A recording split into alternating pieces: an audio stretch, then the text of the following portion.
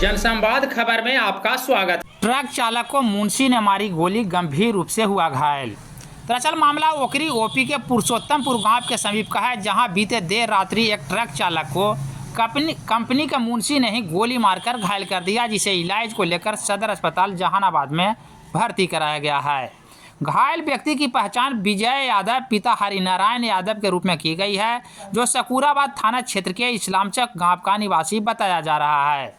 वह हाइबा का चालक था और NH 83 में मिट्टी भराई का कार्य कर रहा था।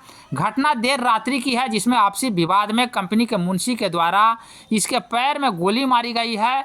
घटना को लेकर थाना अध्यक्ष ने घटना की पुष्टि करते हुए कहा कि उन्हें भी गोलीबारी की सूचना मिली है।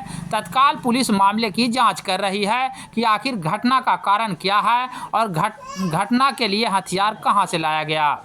घटना के संदर्भ में अभी तक पीड़ित के द्वारा लिखित शिकायत नहीं दी गई है।